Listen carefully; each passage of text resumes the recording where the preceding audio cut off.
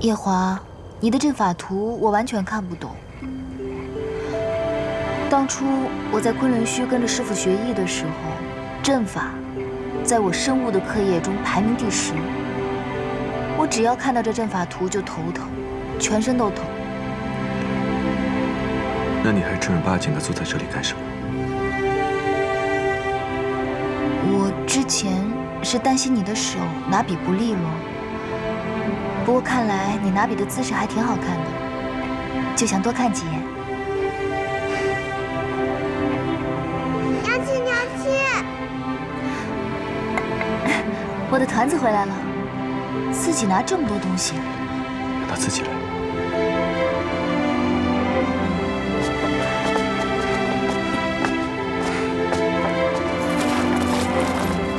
娘亲，团子回来啦！程玉，这个就是我娘亲。你看我娘亲是不是很漂亮？原来这位就是敢在太岁头上动土的程玉元君。殿下，小仙能摸一摸娘娘吗？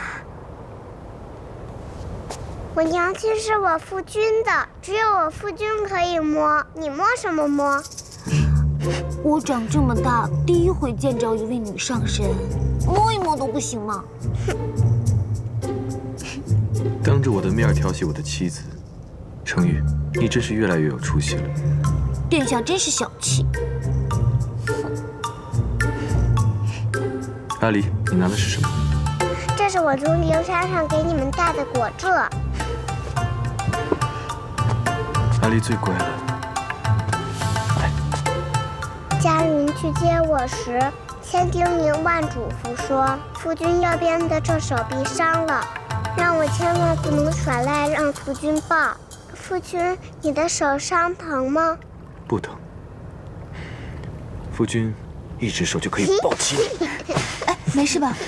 小心。别担心，前些日子我已经感觉到右手有些知觉了。我自然知道，你的手很快就能恢复了。只可惜你画的一手好丹青，若因此而不能作画的话，日后我同团子的画像还要劳烦他人，岂不太不方便了？要不现在就给你描一幅。现在？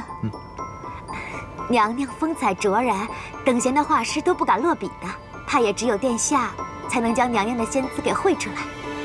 这么会说话。走了，团子。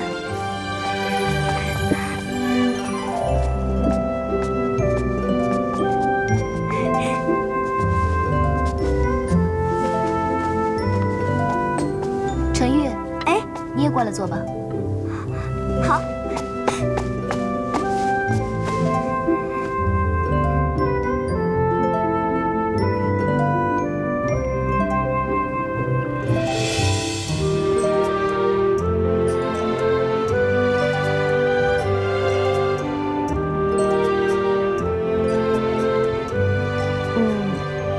程玉听说，上神是凤九小殿下的亲姑姑。不错。哦，那小仙斗胆，请上神给小殿下捎个口信儿，说我在九重天遇到了麻烦事，要劳烦小殿下上来一趟。我即刻托人给他捎口信便是。不过他近来心情不好，会不会来我就不知道了。哦，这就不劳烦上神费心了。我跟小殿下的交情啊，深得很。你们竟如此熟吗？没有，缘分，缘分。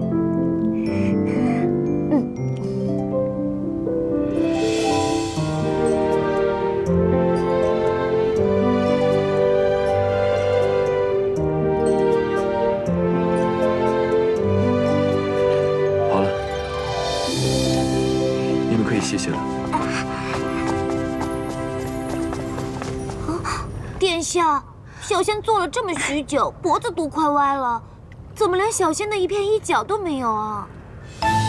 程玉，怎么这上面没有你？夜华他近来体力不济，一只手作画很累的，你多体谅他。体力不济，体力不济是什么意思？是不是夫君虽然抱得起阿离，却抱不起娘亲？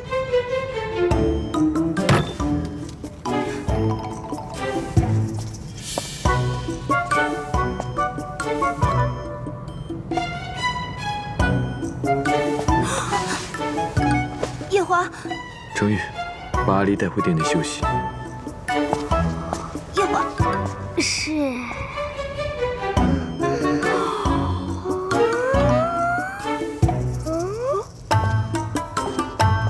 夜华，快点放我下来。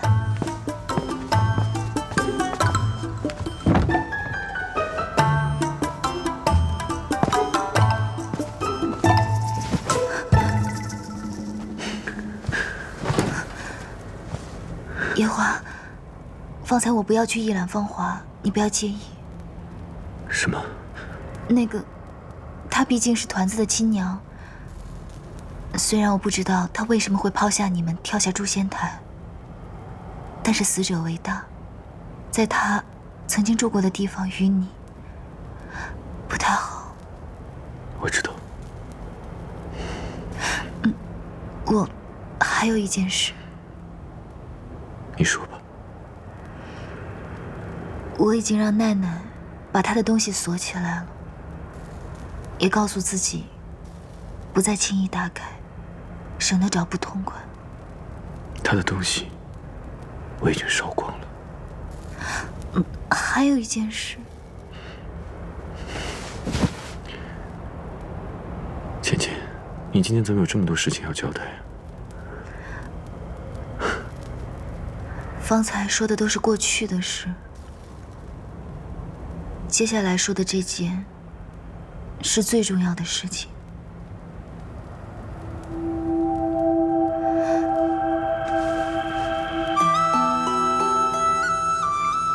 你还记得我在西海的时候同你讲过想要与你退婚的事情吗？记得。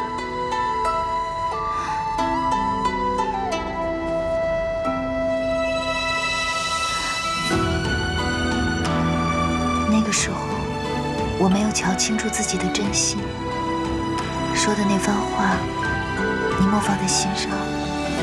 如今我们两情相悦，自然是不能退婚了。我在西海闲来无聊的时候，算了算日子，9月初2那天，一嫁娶，一兴土，总之是个万事皆宜的好日子。不如你同爷爷讲，我们在那天把婚事办了吧。你方才说什么？我知道我这样说显得不太稳重，由你去提是不太好，不如我让我阿爹阿娘去，毕竟是婚姻大事，老人家说会显得比较稳妥。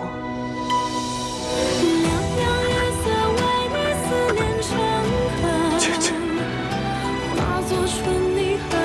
你再说一次，你愿意同我走吗？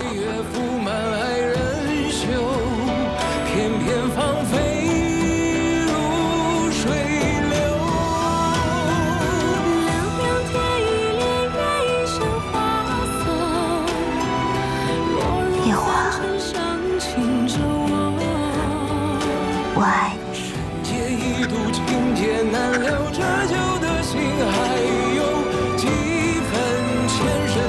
我真的爱你。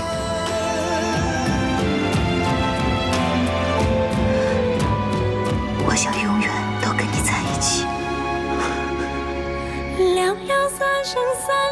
我们青丘女子一向就是这么坦白的，有一说一，有二说二。可她自小在板正的9重天上长大，该不会嫌弃我这2句话太轻浮？就让情分落九尘。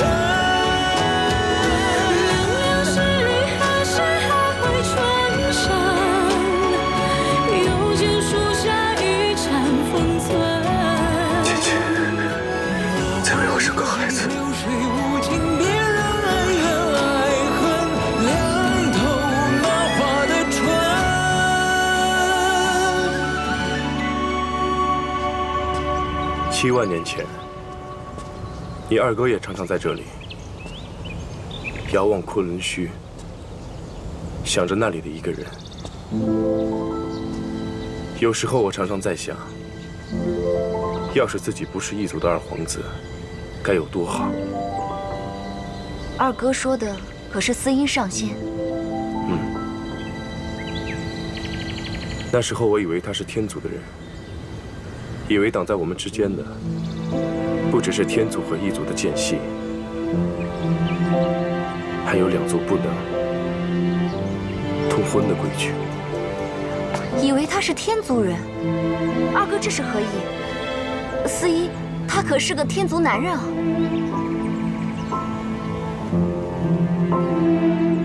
你到现在还不知道吗？司音就是星丘白浅，白浅上神。白浅上神？原来哥哥没有爱错人啊！昔日爱错司音的，竟然是我。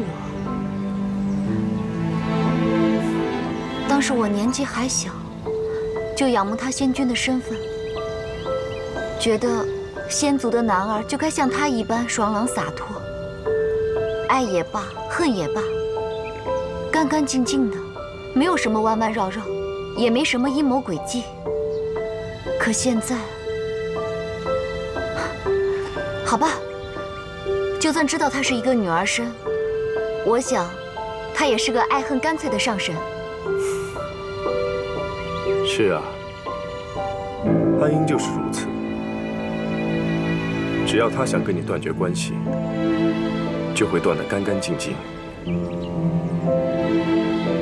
不留一丝一毫余地。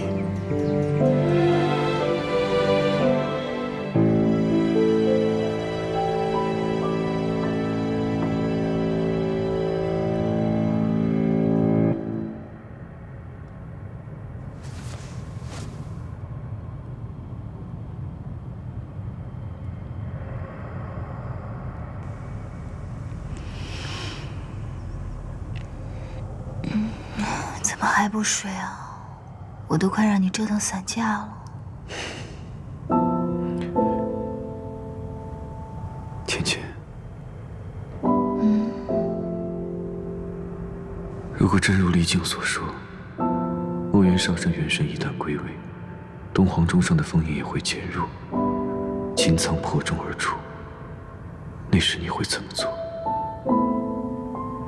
怎么了？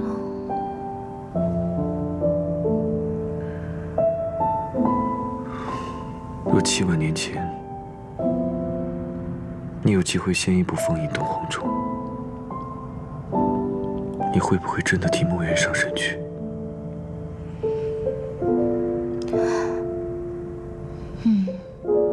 师父待我恩重如山，我有机会替他去，当然会去了。昆仑虚任何弟子都不会犹豫的。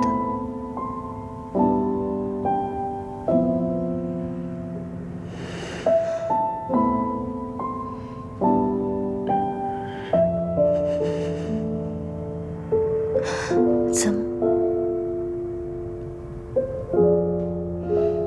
睡吧。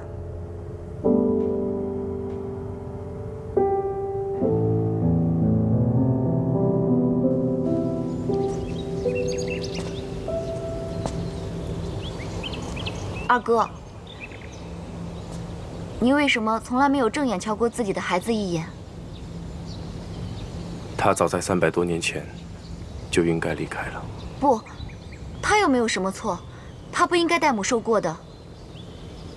我相信他很快就能醒过来。乖啊，紫兰叔叔很快就会来了。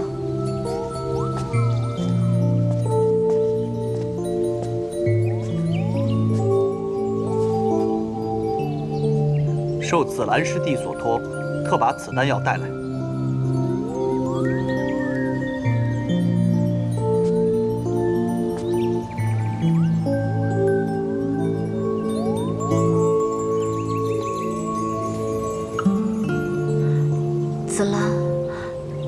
紫兰她这是紫兰给你写的调理方子。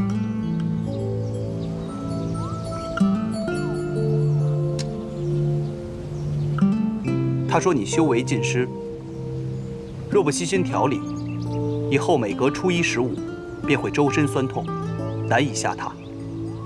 如今，该帮的、不该帮的，我们都帮了。请两位不要再踏入昆仑虚半步。告辞。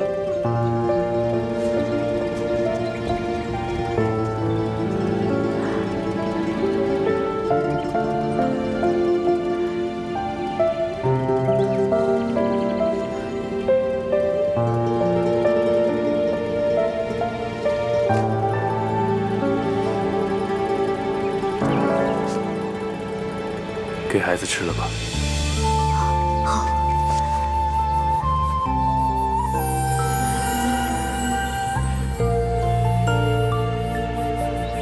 硬啊，乖，快哭出声来，快点啊，乖啊！啊，他醒了。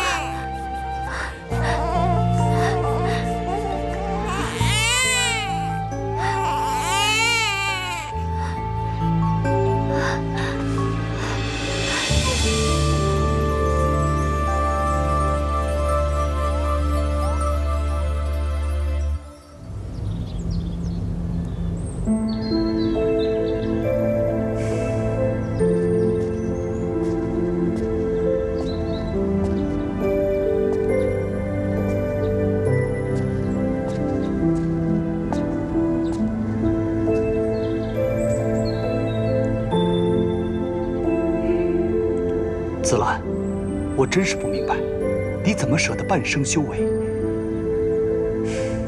那孩子的妖气深重，光有胭脂的修为救不了他，自然就需要我的修为了。唉，红颜果然祸水啊！二师兄，怎么好像比我还要感慨啊？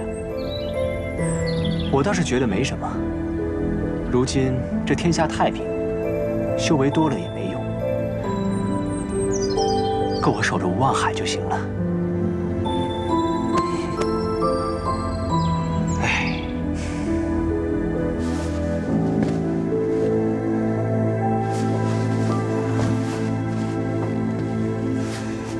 月华。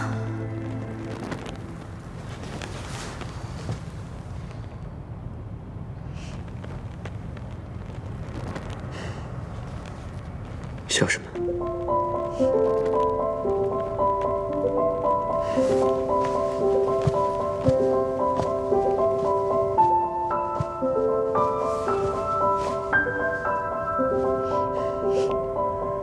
你在笑什么？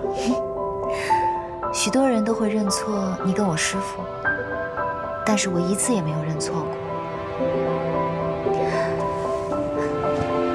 除了初次见你在东海的时候，我愣了一下神。你跟师父还是很不相同的。是吗？嗯。师父的眼睛呢，不像你这般漆黑，不像你这样骨水无波的。你说你在神仙里面也算年轻的，怎么这样老成，显得比东华帝君还要老成？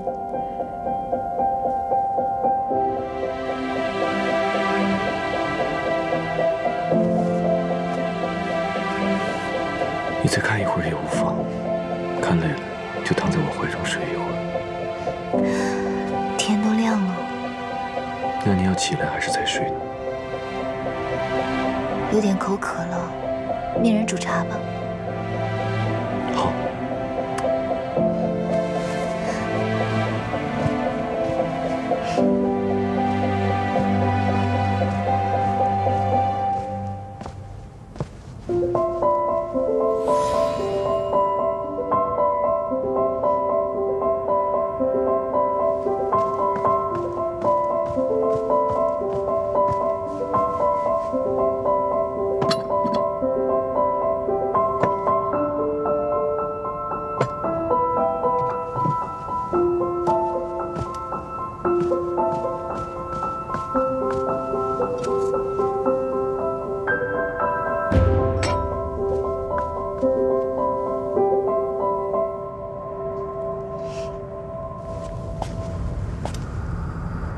从今日起，你派人时时留意东皇钟，如有异动，立刻来报。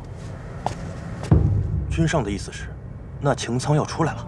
这件事你不需要清楚，你只要记住我的话，只要东皇钟有异动，不要惊动任何人，立刻来找本君。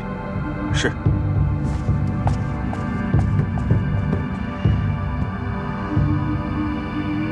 你说你亲眼看到白浅上神往君上的茶鬼里面下药？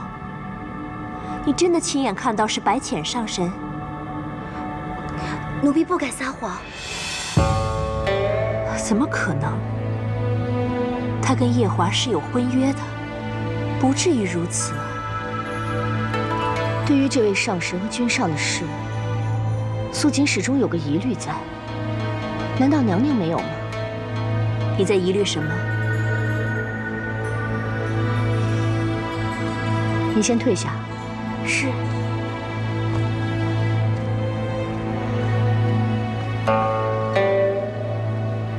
这300年前的事，素锦至今记忆犹新。娘娘不觉得奇怪吗？昔日君上对那个凡人爱入骨血，300年来也是守着那盏灯，心心念念要造出个假的来。怎么这一切在去了趟东海后，突然就变了？哪怕是变了，也变得太快了些。你这么一说，倒是说到本宫的心思里了。本宫也一直在忐忑，这夜华是受了什么蛊，怎么这么快就移情了呢？都说青丘九尾狐一族善用媚术，说不定今日这奴婢看到的，就是什么媚药呢？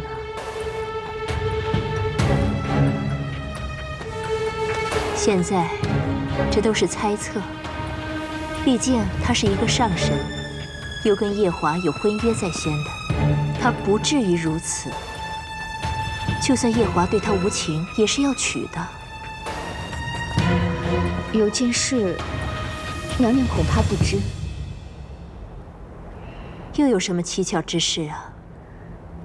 在君上去东海前，青丘的白凤九曾假扮成我的样子，去紫宸殿里偷走了劫魄灯。什么？偷走劫魄灯？那个白凤九，堂堂一个帝姬，怎么可能做出如此之事？你为何今日才告知本宫？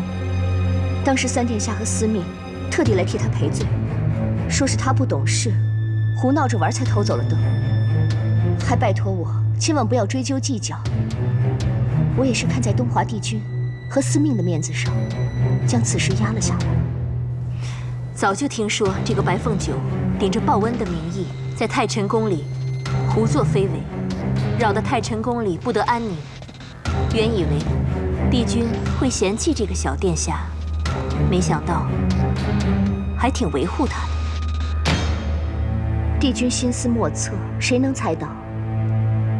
不过臣妾想到这件事，是觉得蹊跷。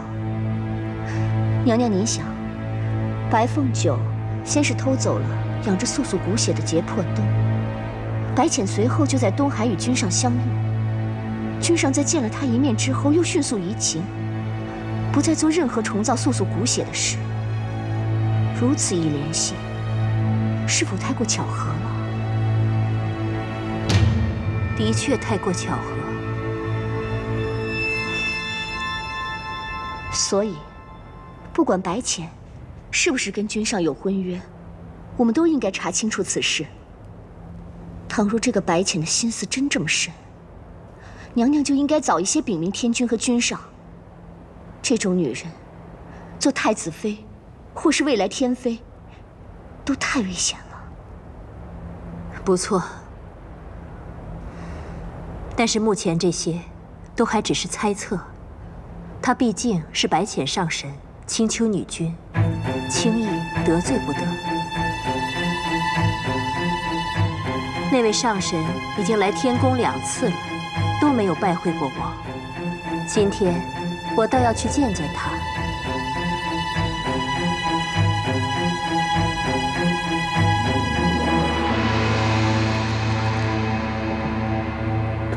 娘亲，你看得太快了。你一个小孩子家看那么仔细做什么？等我看完了讲给你听啊。嗯。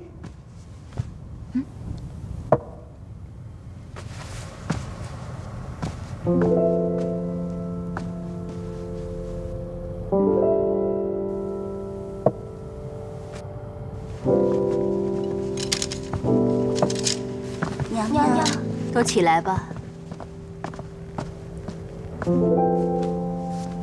孙儿见过阿奶。快起来吧。是。臣妾见过君上，见过上神。白浅上神，乐须娘娘，按礼数，我应该给上神行礼请安。但鉴于你跟小儿的婚事，你我行礼请安的事，就两两相抵了吧。还是随了夜华这处的辈分吧。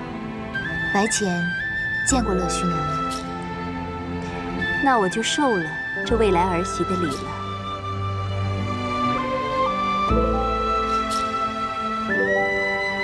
君上，夜华，你看你总忙于政务，茶都没来得及喝就凉了。母妃让人再去沏一杯新的给你，好不好？何必如此麻烦？此茶的温度正合儿臣的胃口。哎，那茶不能喝。这茶有什么问题吗？啊，我只是担心你喝了凉茶，身体会不舒服。你毕竟才刚大病初愈，万一喝了凉茶，身体又病了怎么办？母妃不必忧心，此茶正是浅浅为我准备的，里面添加了不少折颜上神给他的养生补气丹药，正是用来调理身子的。他怎么知道我偷偷放了调理的丹药？原来如此，上神有心了。娘娘无需客气，毕竟夜华也是我未来的夫君，我也希望他尽早调理好身体。话说到这儿，让本宫想起来你二人的婚事。上神已经先后来九重天2趟了，如今也没有要走的意思。要不然，把婚事提到日程上来吧，把这桩喜事提前办了。一来合乎天族的传统，二来也算了了天君和夜华父君的心事。上神意下如何？虽然我是青丘的女君，但是我毕竟上面还有父母在，婚事也要先问过他们。好，这样我跟天君先说一下，提前准备着。毕竟天族和青丘的婚事是大事，马虎不得。阿奶，阿弟喜欢你。哦，那你的意思是平时就不喜欢我了？平日也喜欢，但今日最是喜欢。阿弟就盼着夫君和娘亲能早日成婚，这样一来，阿弟就能光明正大去找娘亲了。哦，那要是不成亲的话，你就找不到娘亲了。若不成亲，娘亲她总是要顾及天族规矩，偷偷来寻夫君。你看这次就又是深夜偷偷来夫君的寝殿。若每次都这样，阿弟找起来实在不方便。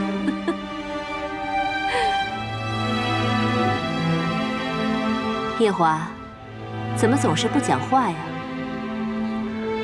正如母妃所言，此乃天族和青丘的大事，须得由天君和胡帝商谈，急不得。你心里有数便是最好。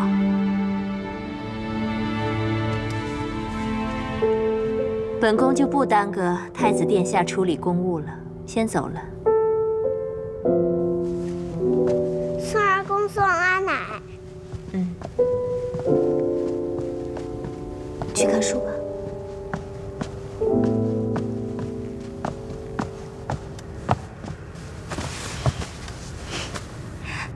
你怎么知道我在你的茶里面下了调养的丹药啊？连我母妃都晓得这茶有蹊跷，我若不清楚，岂不显得昏庸无能？哎呀，原来乐须娘娘来就是为了这个事情啊！我说她怎么来的这么匆忙？你们天族规矩真多，心思真多。怎么如此看我？没什么，只是觉得这一趟东海瀛洲去得值。如今你与我说话，都活泼了不少。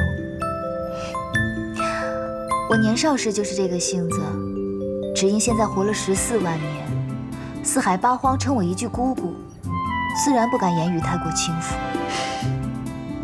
哎，我们的婚事你是怎么准备的？这是大事，必须从长计议。这几日东华帝君刚回来，有许多事要跟天君商议。待过几日，天君空闲下来，我亲自去与他奏请完婚。要等这闷葫芦，不知又要等到何时。我先去和几个哥哥招呼一声，让他们在阿爹阿娘跟前说说，免得日后闷葫芦去了被刁难。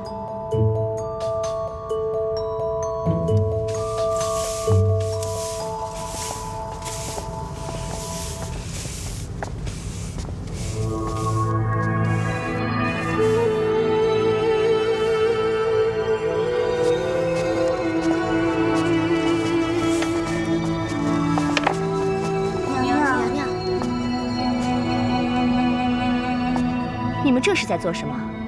是在准备小殿下的生辰吗？君上素来不喜这等大红色，去换了吧。是君上亲自吩咐下来的，说青丘的姑姑即将嫁过来了，叫我们准备着。是这个道理。毕竟姐姐她是青丘上神，又是君上未来的正妃，马虎不得。稍后我回宫，势必也要与君上和乐须娘娘商量看看，如何准备这迎娶正妃的大礼。快去吧。是。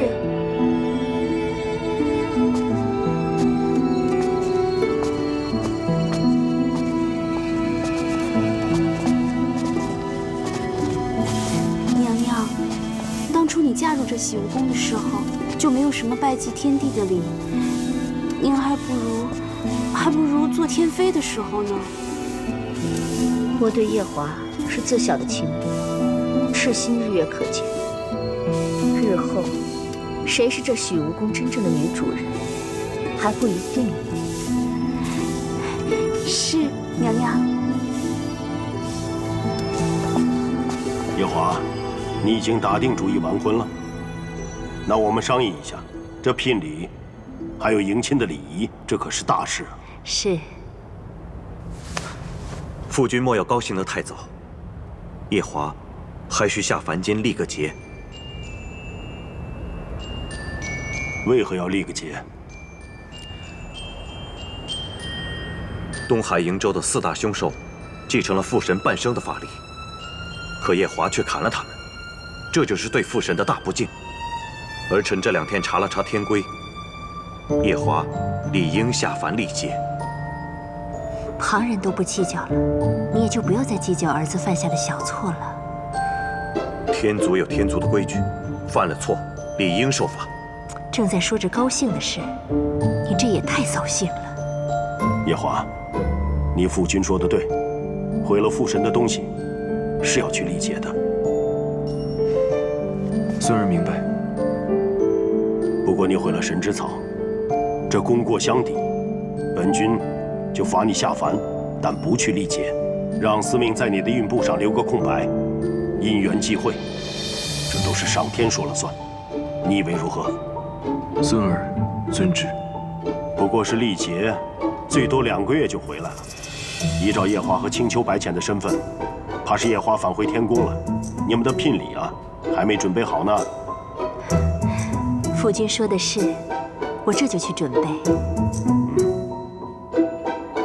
姑姑，你真的要嫁给太子殿下呀？反正迟早要嫁的，早一些又何妨？没，我只是惊讶于你和夜华这天雷地火的情谊。你要嫁就嫁，四哥可不敢说什么。青丘和天族联姻这种大事，不能只是我们青丘一厢情愿。这件事情就是夜华的母妃先提起来，我才回来说的。哦，原来是乐须娘娘。不过，二哥，你看你，这亲事都定了，不就是成个婚吗？你怎么疑虑如此多呀？那墨渊呢？师傅，一日为师，终身为父，这件事情确实要告诉师傅的。但这件事本是天君跟阿爹定的，师傅应该不会说什么吧？更何况，他应该还不知道我是女儿身呢。天真呐，太天真了！你以为墨渊上神识不破折颜的法术？他们可是兄弟啊！我还一直以为，你心中的人是墨渊。二哥，这玩笑可开不得。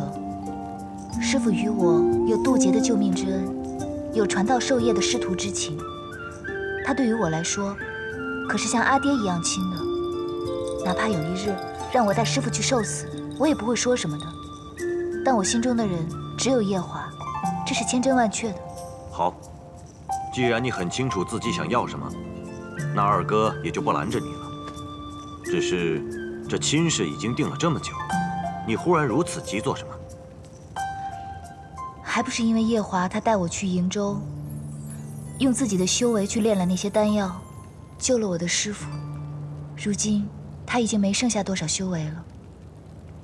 我是担心他万一要继任天君，受不了那9道天雷、81道荒火的大业。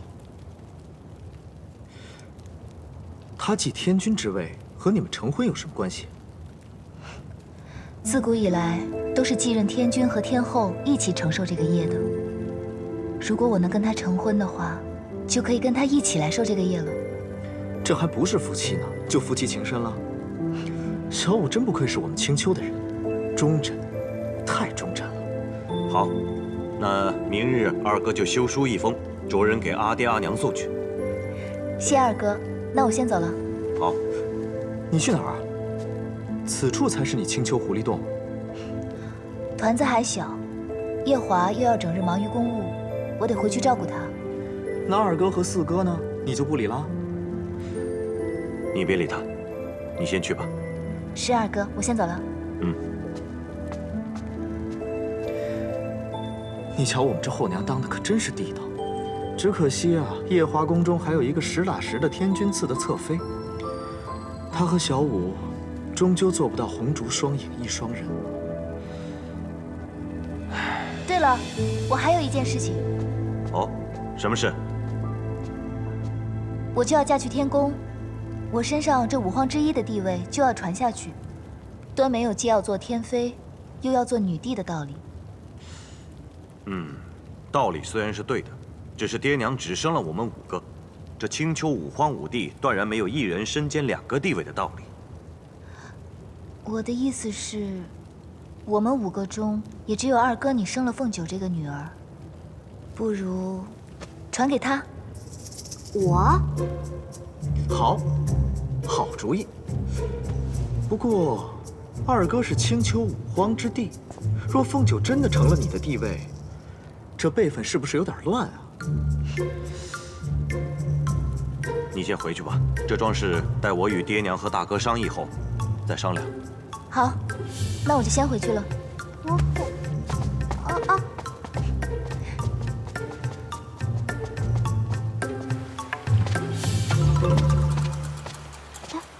姑姑，你找我到底什么事啊？你爹又打你了？没往死里打我，到底什么事啊？具体的呢，我也不是很清楚。只不过三殿下的那位红颜知己托我给你带句话，让你去9重天找他一趟。程昱元君？就是他。程昱元君做事一向很谨慎的，如果不是因为有什么重要事情的话，他不会特意托姑姑来找我的。具体的我就不清楚了，不过我看他的神情，好像还挺严肃的。我不同你说了，我要赶着回天上同团子一起用晚膳呢。你要偷偷上天的话，就找四哥帮你吧。凤九恭送姑姑。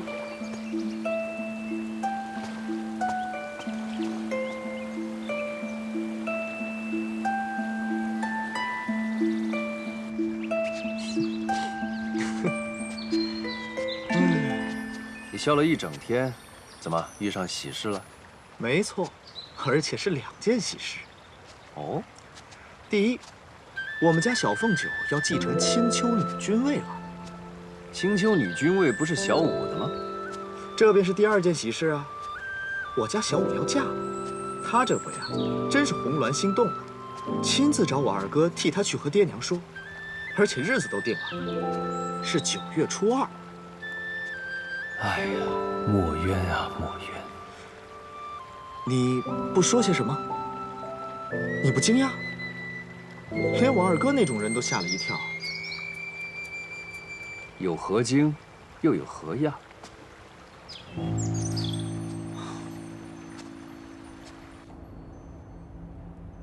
不错，夜华的父君已经在拟写聘礼了。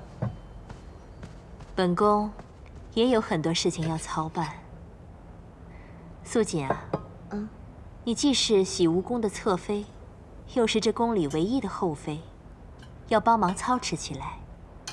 安排宫里的奴婢们都准备起来。真是好久都没有大喜事了。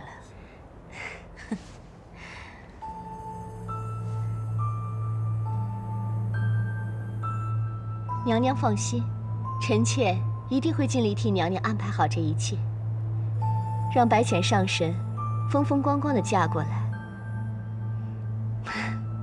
不知这婚期是在何时？婚期还没有定。没定？夜华之前不是沉了东海瀛洲吗？砍杀了父神留下的4大凶兽，现在被罚下凡历劫。差不多也要2个多月才能回来，到时再定。臣妾懂了。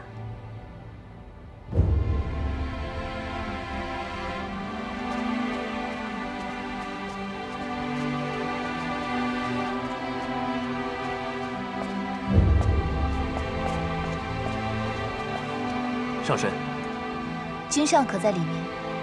君上不知上神何时回来，让我留在此处，待上神回来之后，将上神带到君上那儿去。搞得这么神秘。上神请。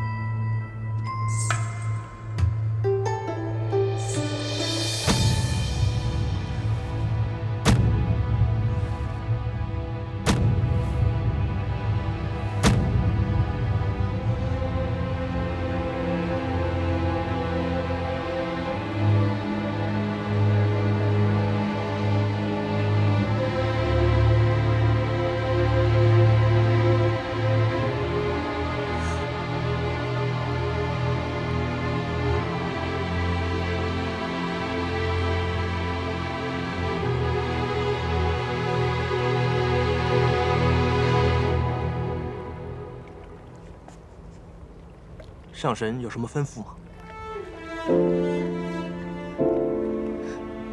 没什么。这莲池，我以前也来过，为何今夜雾如此大？这是君上特意安排的。上神，请。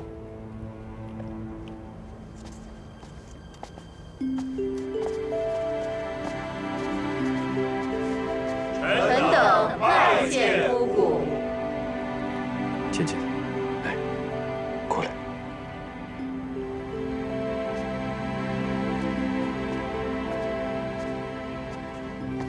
倩倩，这些都是天族各位神仙。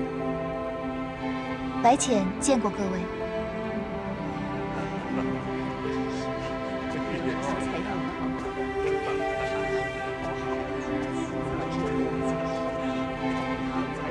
你怎么摆着天族太子的阵势来迎我？你可是九重天的太子妃，当然必须如此。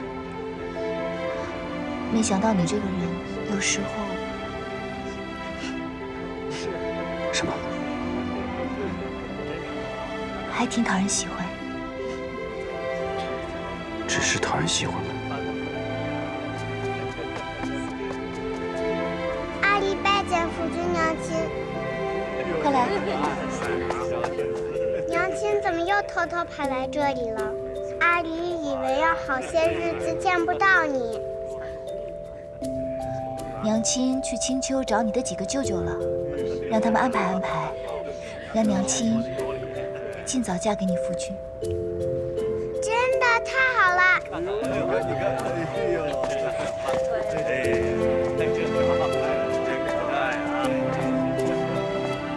夜华，今日我回青丘见到几位哥哥，二哥已经答应我去跟爹娘说，如果没有大差错的话，9月初2那天我们就成亲了。芊芊，9月初2怕是不行了。为何？我得下凡去历个劫。好端端的，为何要去历劫？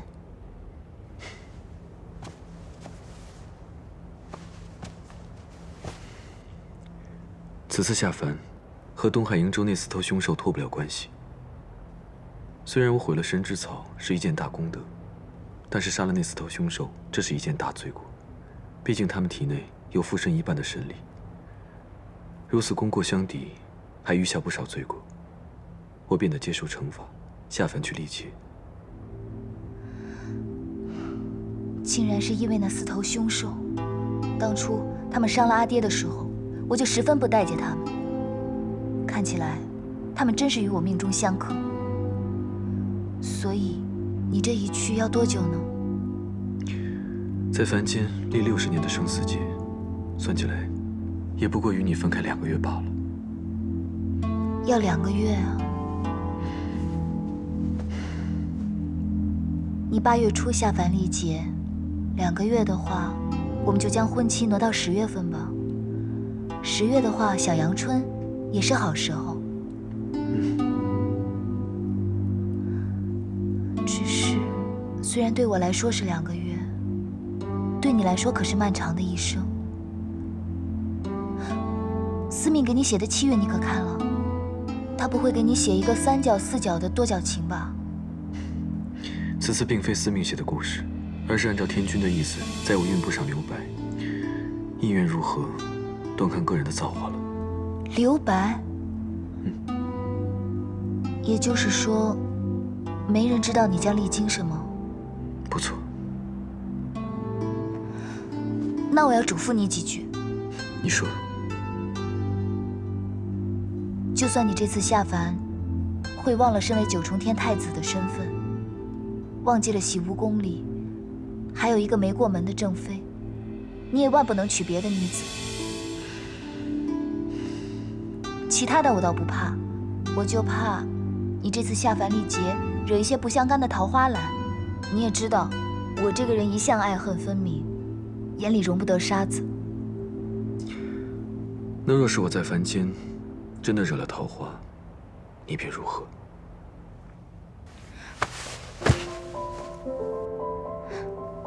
若真有那个时候，我便将你抢回青丘，锁在狐狸洞中，让你日日只能看见我一个人，让你用膳的时候看着我，看书的时候看着我，作画的时候也看着我。若真是如此，我倒想你现在就把我抢回去。那我们就说定了，待你历劫回来，就来青丘寻我。到时候我们就不走那些婚嫁礼俗了，就随了青丘的规矩，将你锁回狐狸洞。好，芊芊，我们睡吧。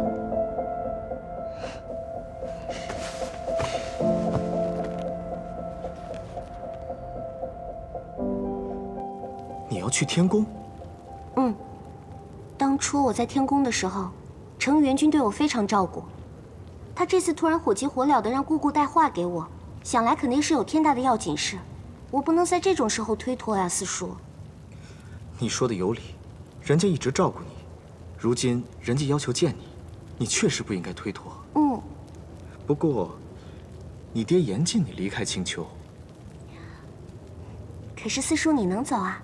你悄悄带我走，只要我在你身上，就可以躲过我爹在山谷设的仙障。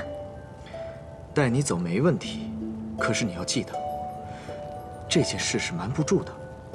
你这么一逃走，你爹肯定会去捉你的。而且你想一想，你这么费尽心力的逃走，肯定是要去天宫的。到时候你爹找都不用找你，直奔东华帝君那儿去了。我这次去不是去找帝君的。哎，算了，等我爹发现再说，先脱身要紧。四叔好不好呢？四叔，四叔。好好，你这丫头。四叔就成全你一次。多谢四叔。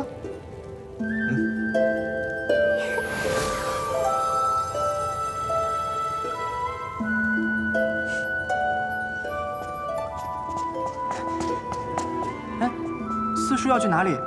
中午不留下来吃午饭了？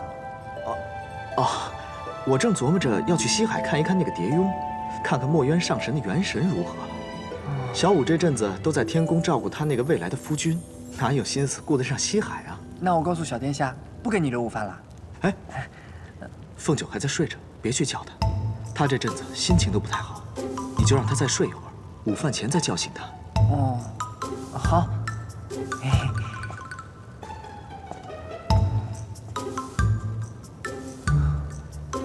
四叔今天可真体贴呀。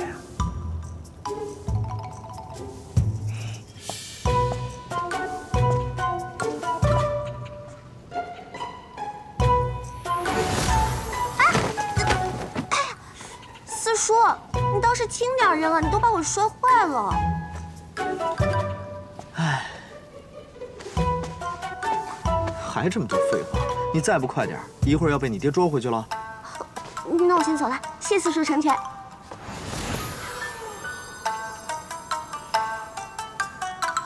既然都找借口出来了，现在回去反倒麻烦，都是被这丫头连累的，连个吃饭的地儿都没有。算了，还是去找折颜吧。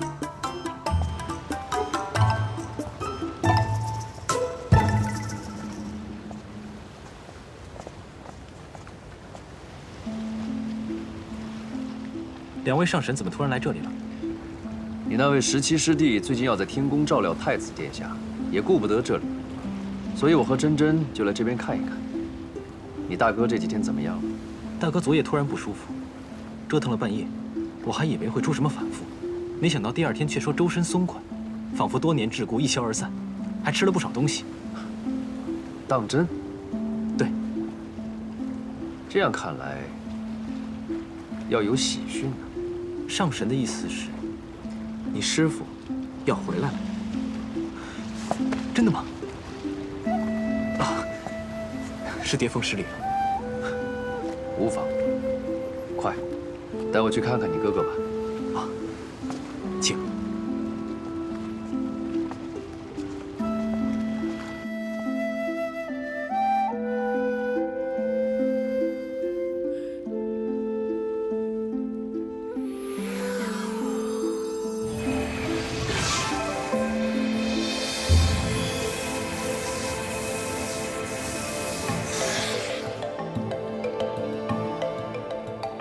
果然不出我所料，如今你师父的元神已经不在这里了。我估摸着，他应该是元神归位了。那我该怎么办啊？别慌，你现在马上赶回昆仑虚，召集你那些师兄弟们，让他们准备迎接墨渊回去。我和珍珍立刻赶回青丘炎华洞，查看一下你师父墨渊是否真的元神归位了。是，我这就回昆仑虚。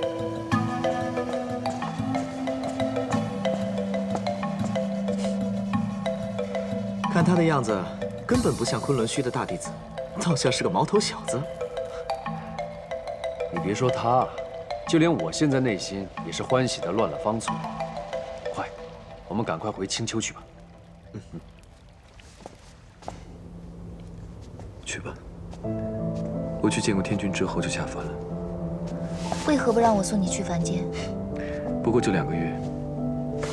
若有人知道青丘的白简上神亲自去送，不怕旁人笑话你。你们天族的规矩真是麻烦。对了，有一个东西要拿给你，这个你拿着吧。御魂。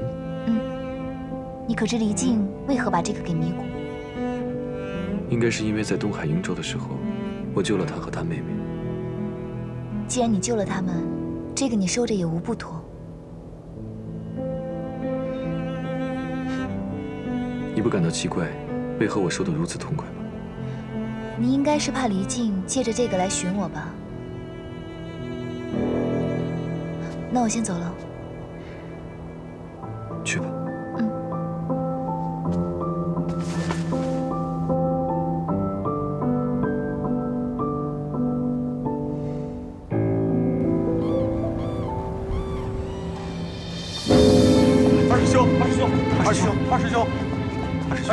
二师兄，一听钟声又响了，是师傅，是师傅啊！师傅回来了，师傅回来了，师傅回来好了，这太好了，师傅回来了，师傅，是啊，师傅太久了，对啊。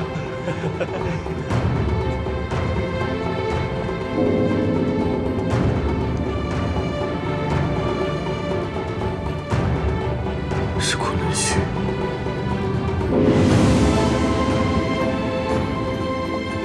帝君，你可认得这钟声？正如天君所想，这钟声来自昆仑虚。墨渊的回来了。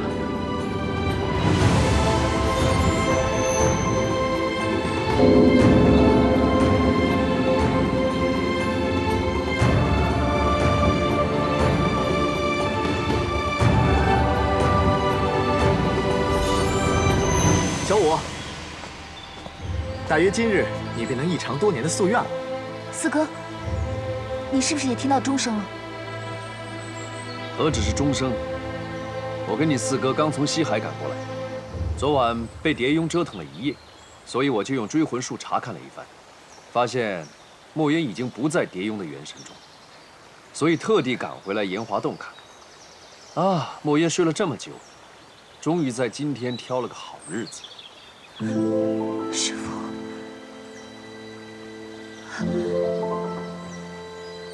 师父他要醒过来了。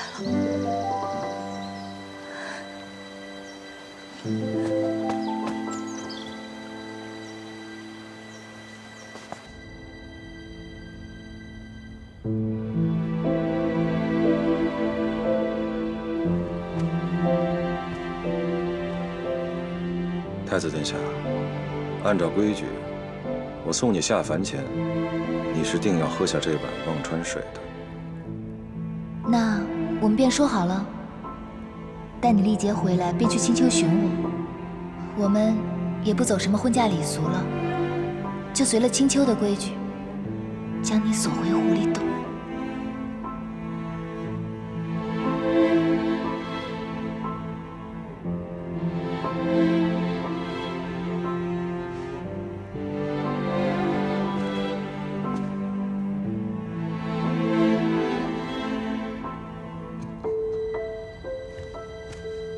芊芊，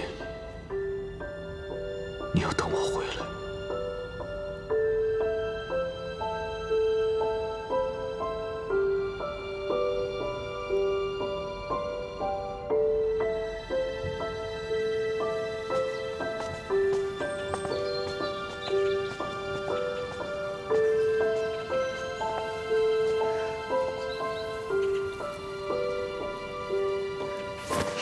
哎，你这是要做什么？我想让自己变回男儿身。毕竟以前师父见我都是司音的模样，应该认不得我现在的样子。凭墨渊的修为，早看出你是女娇娥，没有揭穿你是看在你爹你娘的面子上。你真以为你可以糊弄他2万年啊？之前四哥也是这样跟我说的，可我总觉得师傅还是见惯我司音的模样。你就别再自欺欺人了，去吧。别怕，快去看看你师傅。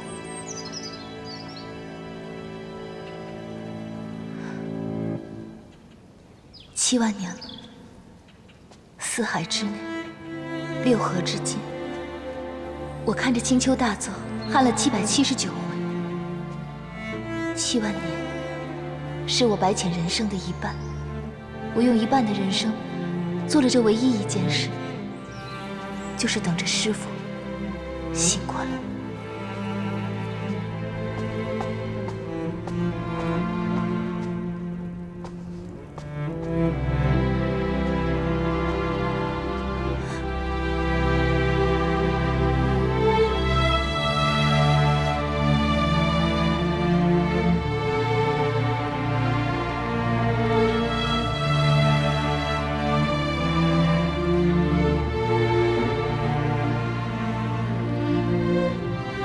从今日起，你就是昆仑虚墨渊战神座下17弟子，司音神君。师傅不要走。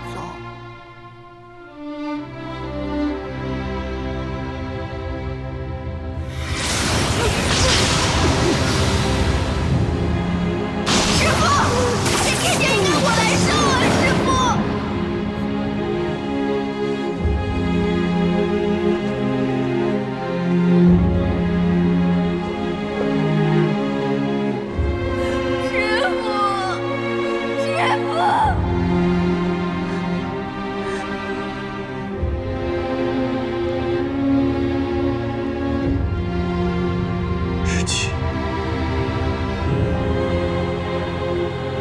过来让师父看看，你这些年有没有长进。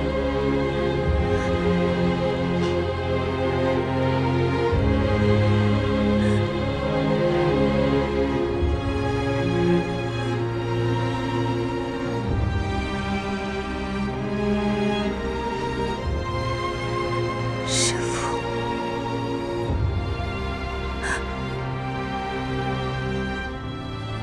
果然是我的小师姐。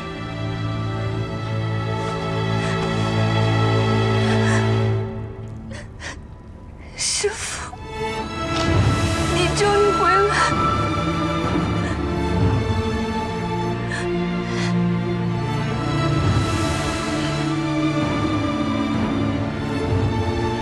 没错，师父回来了。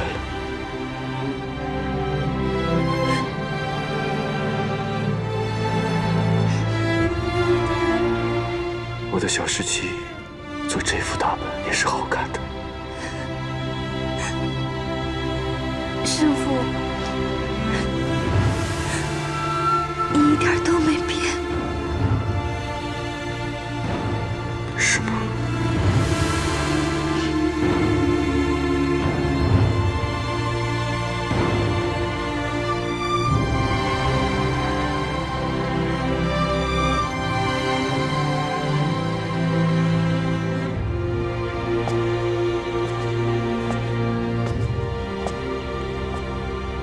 墨渊，经过了7万年，你终于醒了。7万年。是啊，说长不长，说短也不短。小五为了你，也在青丘藏了7万年了，只为守着你的仙身，等你回来。此处太阴寒，我们先出去吧。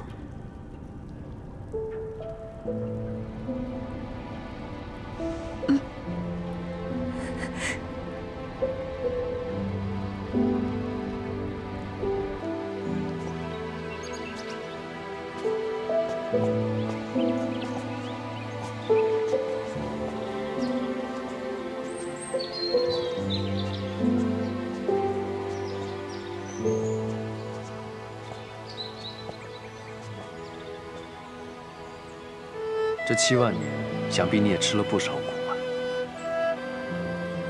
当初元神被震成碎片，拼凑元神，花了不少时间。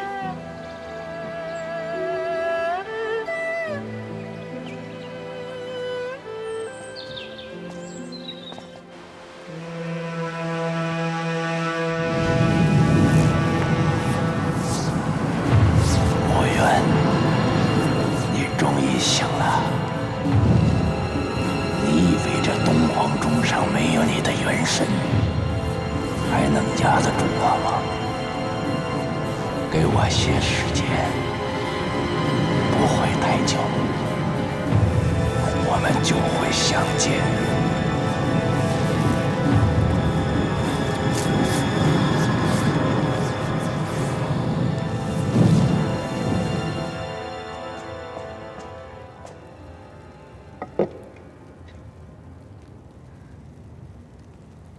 师父。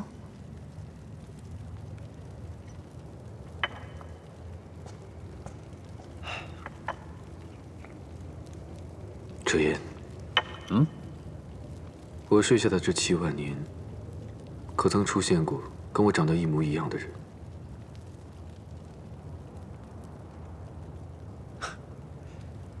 是有这么一个人，你这小徒弟跟他还很熟呢。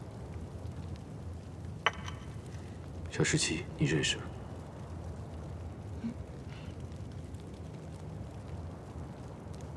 怎么？ 只有到了墨渊这里，你才知道什么叫怕。别不好意思，说吧。师父说的这个人，大约就是徒儿的未婚夫，天族太子。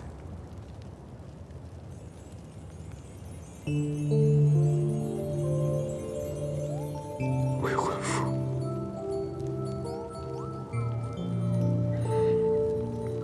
他叫什么名字？何时出生的？他叫夜华。大约7万年前，我将师父带离昆仑虚的时候，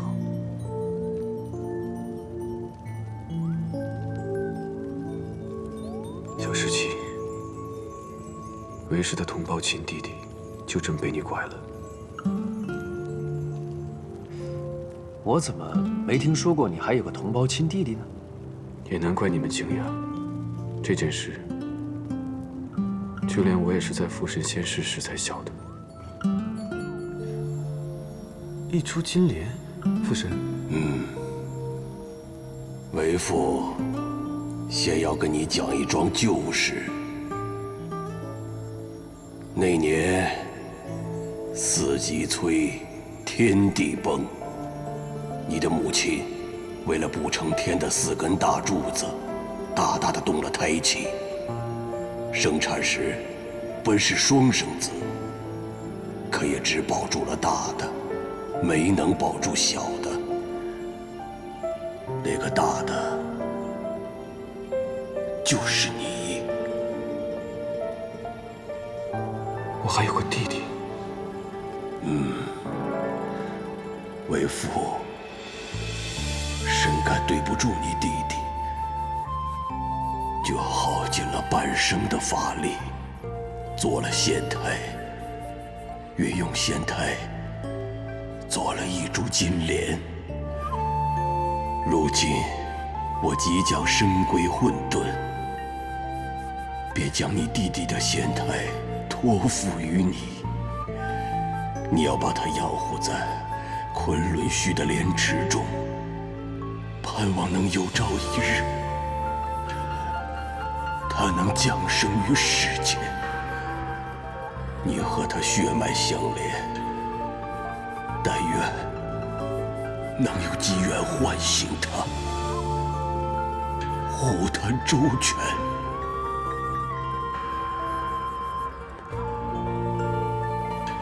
墨渊。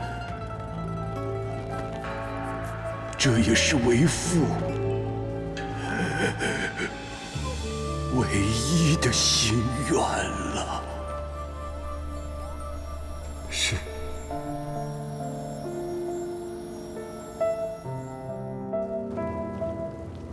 大约是我以元神升级东皇钟时，他终于醒了。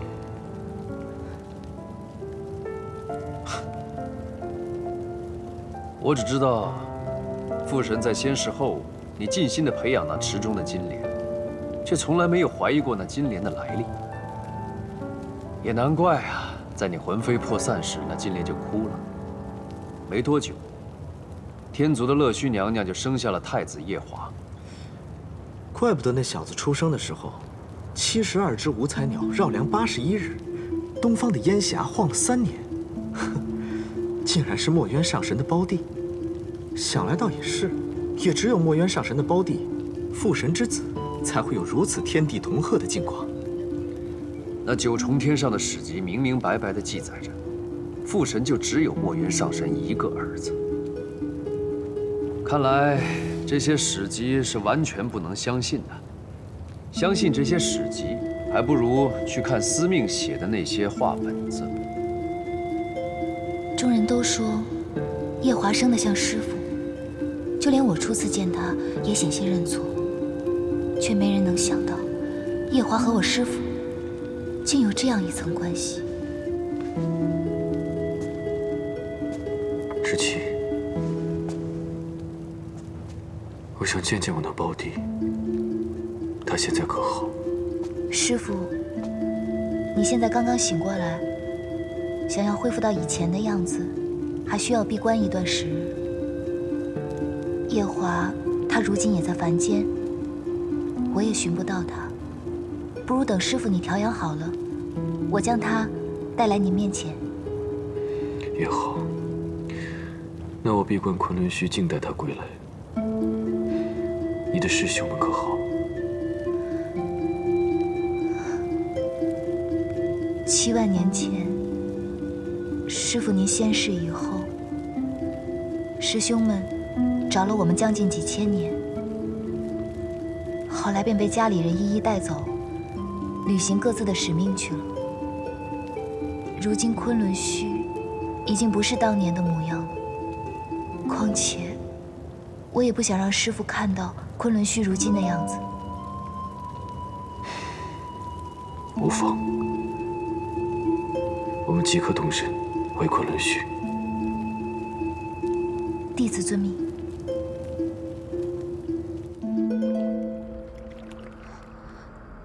你说什么？帝君要去应劫？凤九啊，你要想开点儿。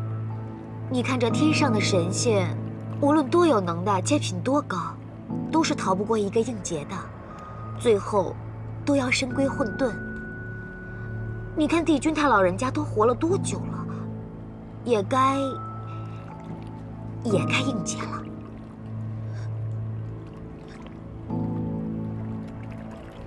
我不相信，我不相信，我要亲自去问他。哎，帝君，帝君，帝君，帝君，你在哪儿？帝君，帝君。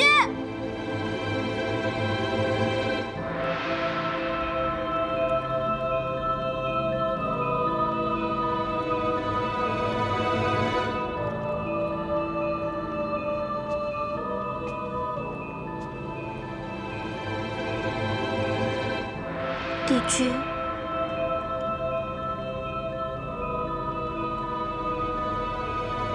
你哭什么？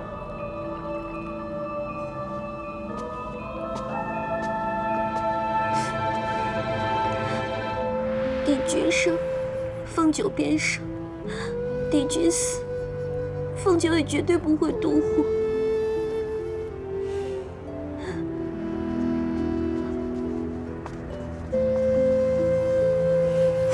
凤九，别这样。我不。你一个青丘帝姬，无缘无故的跑到这九重天抱着我，你不怕丢人吗？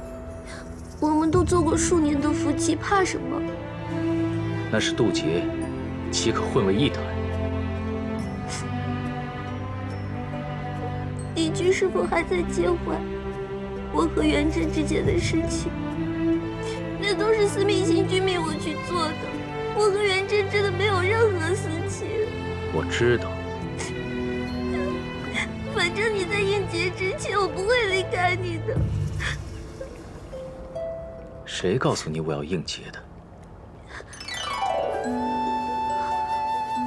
难道不是吗？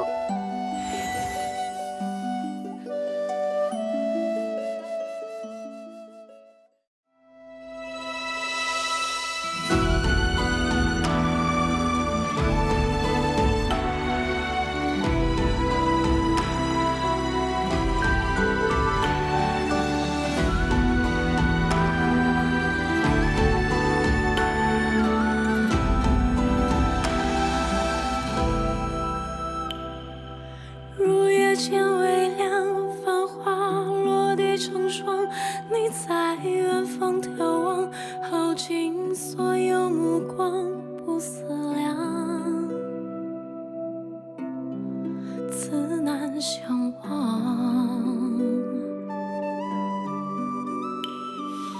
遥遥桃花凉，前世你怎设想？这一海情茫茫，还故作不痛不痒不坚强，都是假象。凉凉月色为你思念成坑，化作春泥呵护着我。渐渐岁月覆满爱人袖，偏偏芳菲如水流。凉凉天一帘，月一身花色，落入凡尘伤情着我。深劫一度，情劫难了，这旧的心还有几分前生的恨。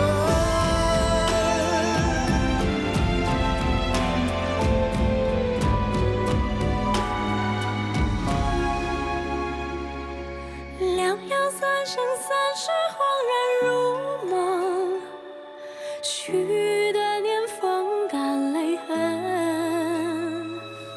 若是回忆不能再相认，就让情分落九尘。